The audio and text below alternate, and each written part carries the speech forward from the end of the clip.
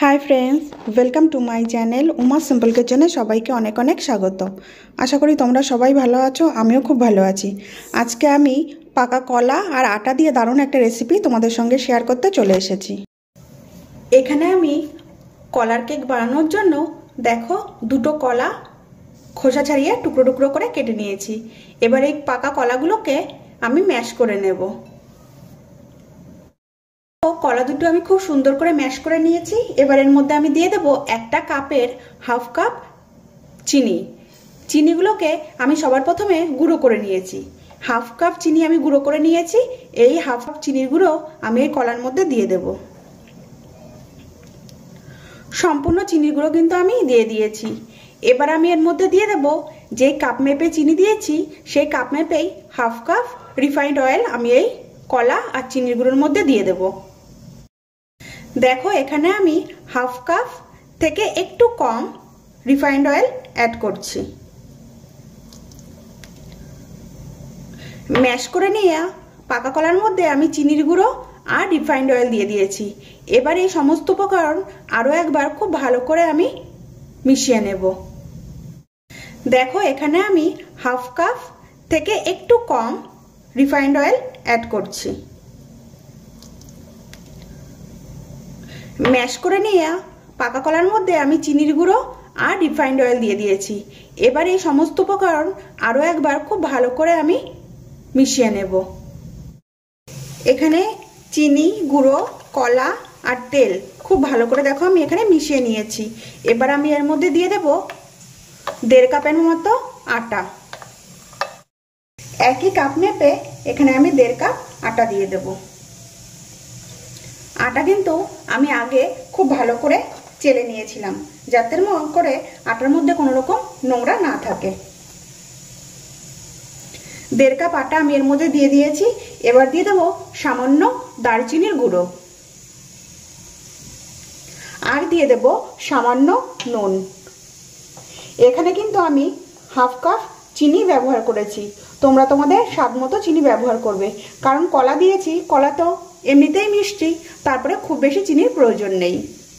দিয়ে দিলাম সামান্য নুন। এখানে আটা মিশিয়ে নেওয়ার পরে খুবই গাঢ় হয়েছে। এবার আমি এর মধ্যে অল্প অল্প করে দুধ দেব।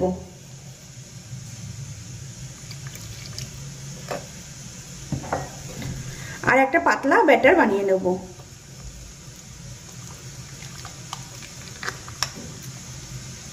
এখানে দেখো ব্যাটারটা আমি বানিয়ে নিয়েছি। ব্যাটারের ঘনত্বটা ঠিক আমি এমন রেখেছি।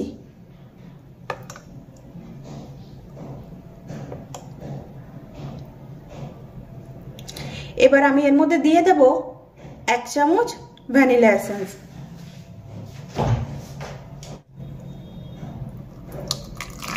1 চামচ ভ্যানিলা এসেন্স আমি দিয়ে দিয়েছি। এবার আমি খুব ভালো করে ব্যাটারের সঙ্গে মিশিয়ে নেব।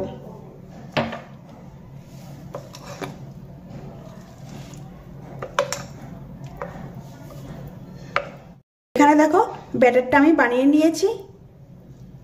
ব্যাটারের ঘনত্বটা ঠিক আমি এমন রেখেছি।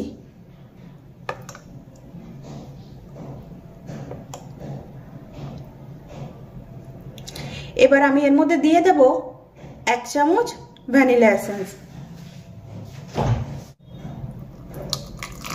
1 চামচ ভ্যানিলা এসেন্স আমি দিয়ে দিয়েছি। এবার আমি খুব ভালো করে ব্যাটারের সঙ্গে মিশিয়ে নেব।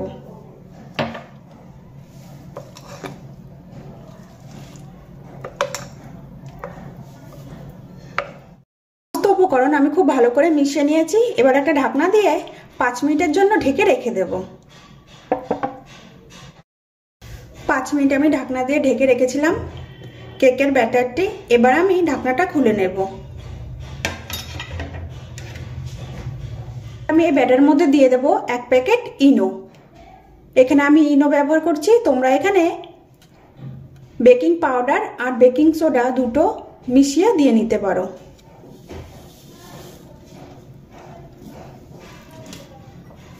আর তার উপরে দিয়ে দেব সামান্য দুধ।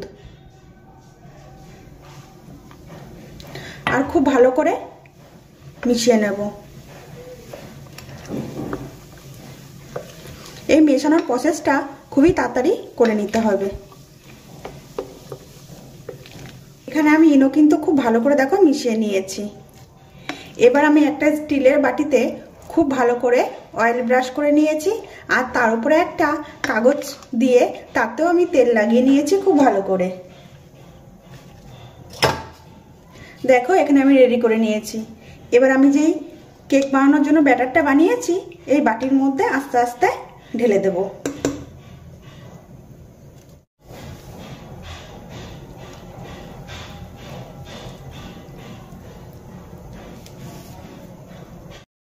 আমি বাটিটার মধ্যে সমস্ত ব্যাটার দেখো দিয়ে দিয়েছি। এবার 2 থেকে 3 বার ভালো করে ট্যাপ করে নেব, যাতে খুব ভালো করে ব্যাটারটা সেট হয়ে যায়।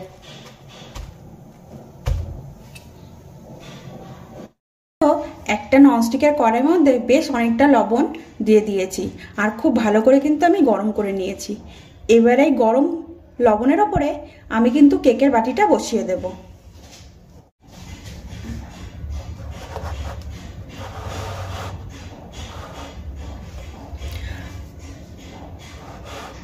আর একটা ঢাকনা দিয়ে ঢেকে দেব। এখানে দেখো ঢাকনা দিয়ে আমি ঢেকে দিয়েছি। দেখো ঢাকনাটার গায়ে কিন্তু একটা ছোট্ট ছিদ্র আছে। একটা কাগজের টুকরো দিয়ে আমি এই ছিদ্রটা বন্ধ করে দেব, যাতে করে ভেতরের হাওয়া বাইরে বেরোতে না পারে। এবার আমি কেকটা বেকতে পর ঢাকনাটা আমি একবার খুলে নেব, আর এর ওপর থেকে ছড়িয়ে দেব বেশ কিছুটা ড্রাই ফ্রুটের টুকরো।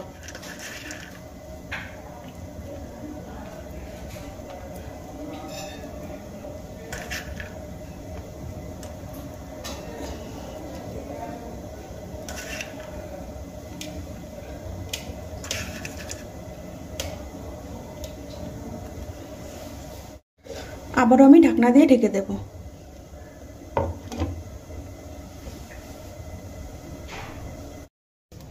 আধা ঘন্টা পর আমি ঢাকনাটা খুলে নেব। প্রথমে আমি কেকটা বসিয়ে দেওয়ার পর 15 মিনিট পরে ঢাকনাটা খুলে আমি কিছু ড্রাই ফ্রুট ওপর থেকে ছড়িয়ে দিয়েছি। তারপর আমি ঢাকনা দিয়ে ঢেকে রেখেছিলাম। আবার আধা ঘন্টা পর আমি এবার ঢাকনাটা খুলে নিচ্ছি।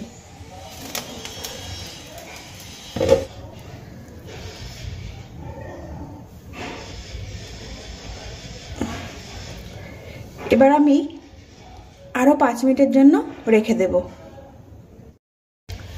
5 মিনিট হয়ে গেছে। এবার কেকটা আমি নামিয়ে নেব আর খুব ভালো করে ঠান্ডা করে নেব।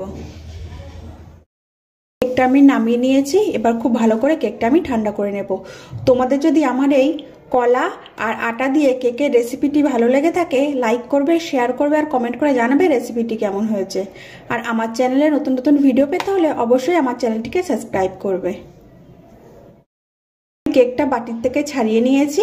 এবার পেছনে যে আমি কাগজটা লাগিয়েছিলাম সেটা আমি তুলে নেব। এখানে দেখো কেকের থেকে আমি কাগজটা ছাড়িয়ে নিয়েছি।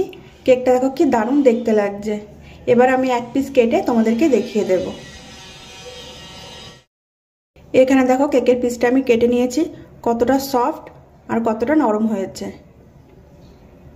আজকের মতো ভিডিওটি আমি এখানেই শেষ করছি। আবারও দেখা হবে নতুন কোনো রেসিপির সাথে। তোমরা সবাই ভালো থাকবে, সুস্থ থাকবে। সম্পূর্ণ ভিডিওটি দেখার জন্য সবাইকে অনেক অনেক থ্যাংক ইউ।